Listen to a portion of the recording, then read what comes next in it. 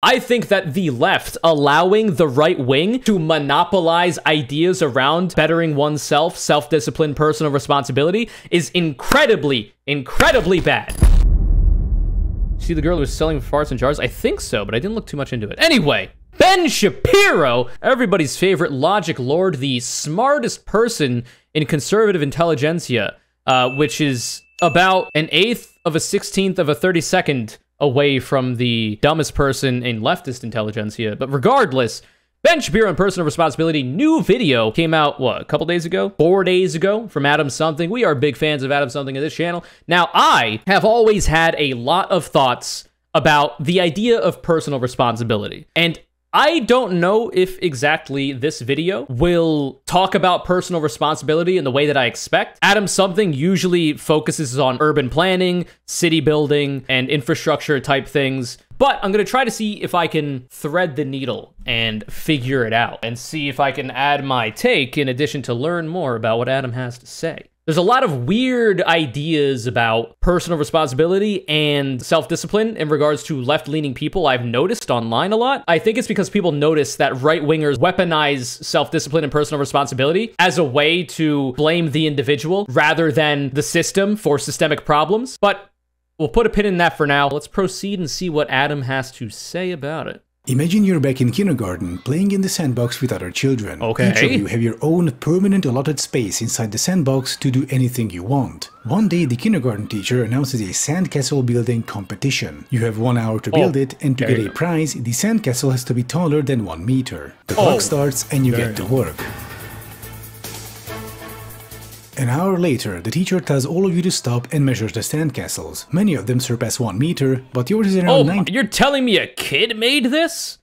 You're out of your mind. Whose fault Still is fun. that? Well, it's yours, right? You had the time, you had the sand, others could do it, you couldn't. Thus, you cannot blame anything or anyone else. You are personally responsible for your sandcastle not reaching 1 meter. But what if, as you were building the sandcastle, another child kicked it over and you had to start again? Because of that, you couldn't build it tall enough in time. What an absolute asshole. Who would do such a thing? The competition is over. The children who started with lots of sand all have big, tall, nice-looking sandcastles. The children who started with little to no sand have smaller sandcastles, despite having worked much harder. The children with lots of sand only had to run to the janitor for more sand once per minute. The children with little to no sand had to run twice or even 3 times. And yet, the former group passed the 1 meter mark and got a prize, while the latter didn't. And so the question is, are the children with little to no sand personally responsible for their failure? Hell yeah, brother. You gotta pull yourself up with your goddamn bootstraps. I'm tired of these goddamn leftist liberals thinking that you can just get anything you want without having to work for it. My favorite president started with a small loan of $1 million. That was enough for him to make it happen. Why can't you?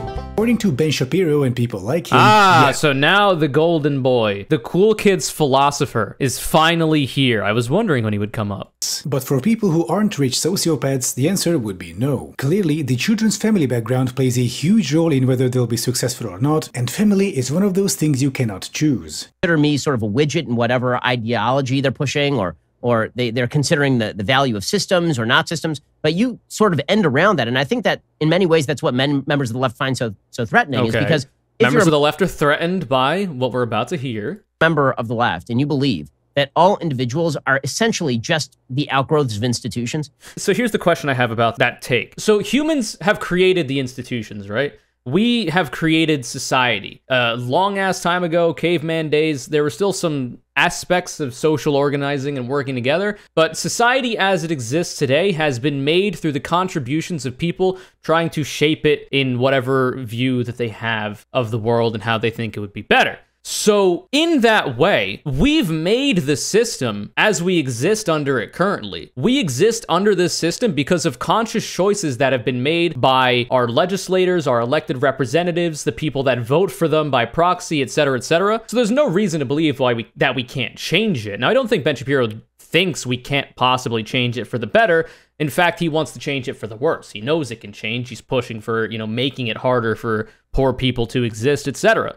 But by outgrowths of society, I feel like the left doesn't think that. To think that the individual is an outgrowth of society seems to imply that society started before individuals existed. Where in what I've just described, individuals created society. So in that way, society is the outgrowth of the individual. I don't know that there are any leftists or left-leaning people or the left broadly that actually think the individual is the outgrowth of society. I'm pretty sure because we push for systemic change, because we seek to make the system better and provide for equality of opportunity, not equality of outcome, we understand that we created the society. We understand that society is actually an outgrowth of the individual, and in that way, we could change it to make it better for all individuals that exist within it. So I think this is just a charge that doesn't make any sense. Therefore, that all change by individuals is going to be insufficient, and that it must be societal change that creates individual change.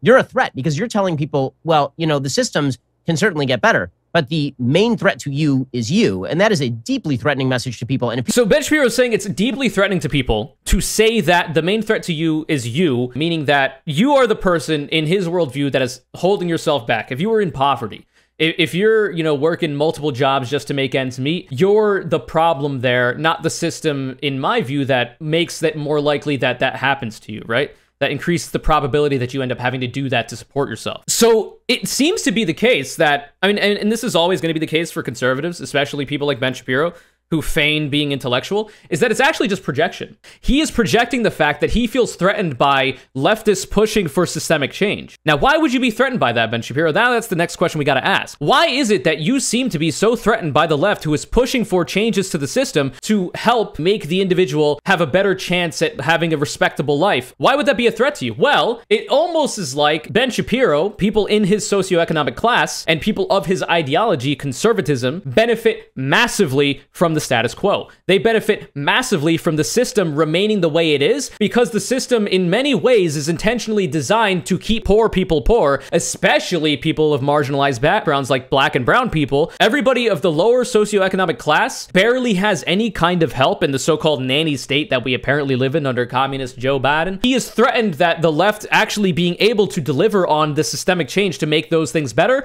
will upset the balance of power that they currently enjoy. Once again, it's all projection. The left is not threatened by the concept that the biggest threat to the individual is themselves, because the only way in Ben Shapiro's worldview the individuals will ever get better is if they better themselves, and that'll create a better society. We created the society, my man. We created the society. All of us individuals collectively created the systems that allow for the current balance of power, and people have been able to warp those things into benefiting the current people who benefit the most from the status quo. And as a result, the left actually addressing that is a threat to his continued enjoyment of the, you know, the power here. It's just projection. Imagine my shock. Then the left really does have a problem, because if people start improving their lives within the system and not blaming the system for their problems, and instead recognizing that they can improve their lives, that's what members of the left hate most of all. So he's saying that if people find fulfillment in the idea that the system needs to change to provide better probability for people to succeed, and they find fulfillment in that, and that the left has a problem as a result, this is the big reason why I think that the left allowing the right wing to monopolize ideas around bettering oneself, self-discipline, personal responsibility is incredibly, incredibly bad. It has been a incredibly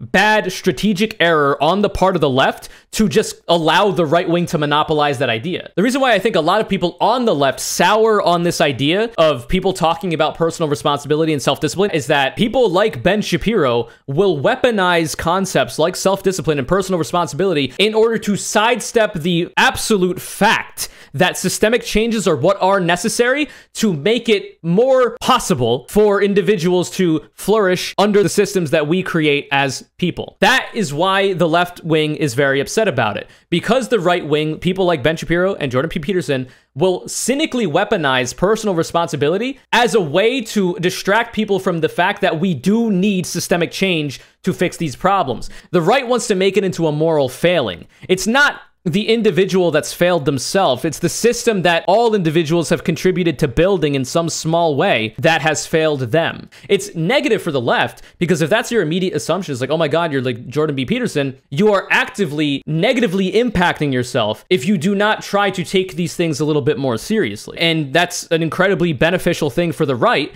because if the left is more disorganized in their personal lives, they're more than likely going to be more disorganized when they try to organize in real life and do direct action, do mutual aid, do electoral efforts even. And they'll be less and less of a threat to the right wing and less of a threat to upsetting the status quo. You understand what I'm saying, chat? You following? I've been ranting a lot. Does that make a lot of sense to you guys?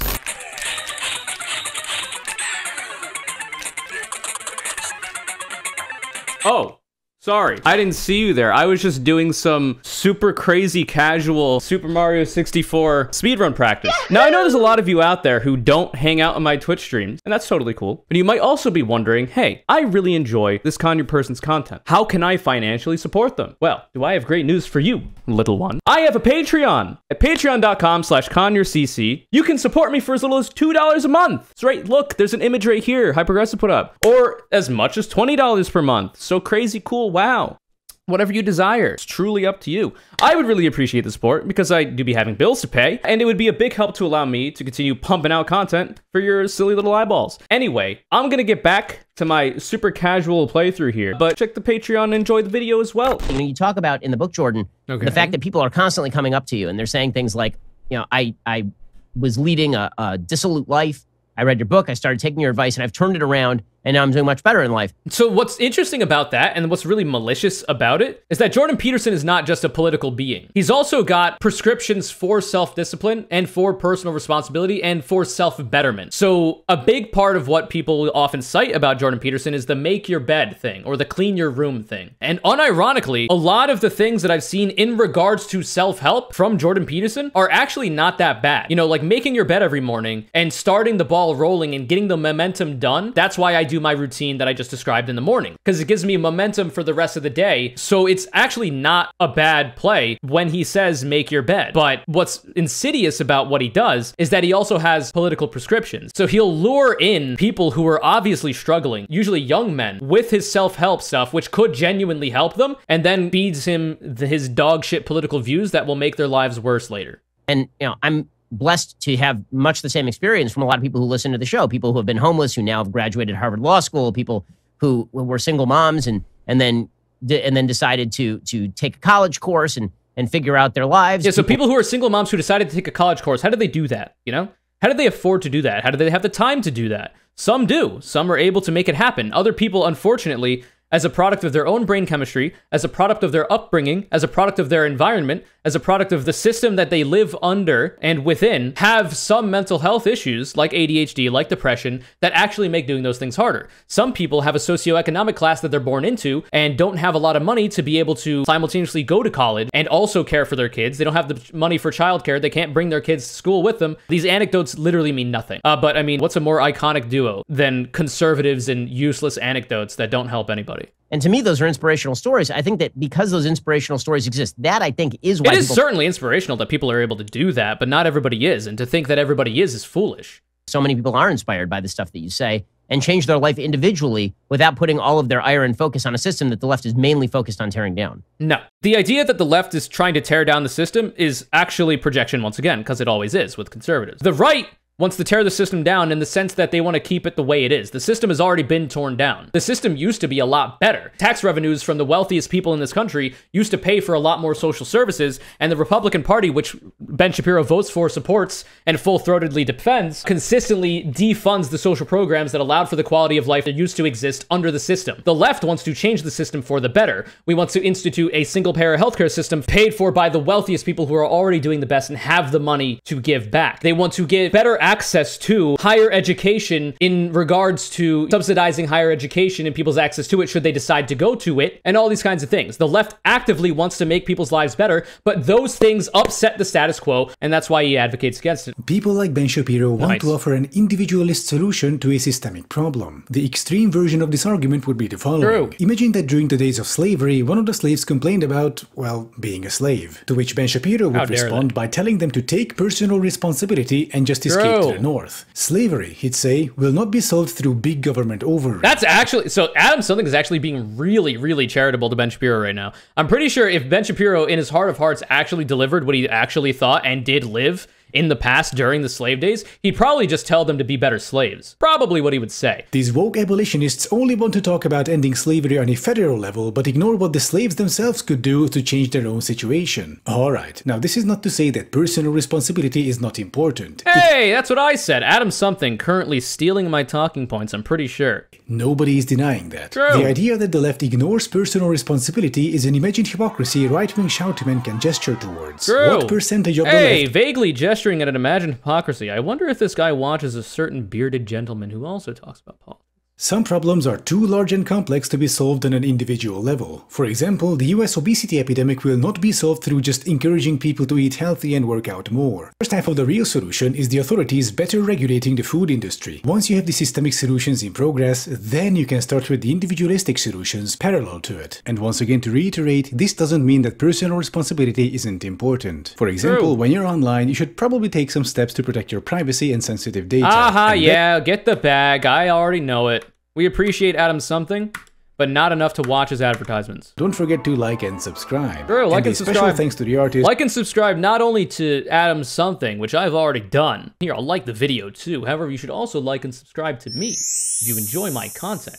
This is a really good video. Now, I have always had a lot to say about this, and it was a good, stepping stone for me to deliver the information. It seemed to be that, I was obviously going to more or less agree with Adam Something when watching the video, because he's got a closer ideology, especially to mine, especially compared to Ben Shapiro. But it seemed like the actual Adam Something contributions were not as important. But I still do appreciate Adam Something for allowing me to for facilitating the launch point for the conversation I wanted to have, as well as providing a really good video for people that I think need it. So, hell yeah. This video's kinder call it a start handshake. Thanks so much for the support. Hope you reciprocate me starting this handshake as well. Anyway, if you'd like to be the next Condor Callout, all you gotta do is follow me on Twitter at CondorCC, retweet my video links when they go live. It is literally the most simple process possible. I handle everything else after that. Remember to subscribe to the channel, put all notifications on when you hit the bell, leave a like if you'd like, comment something super cool down below, and don't forget, it's always morally neutral to be a hoe. Have a good day, take it easy, bye.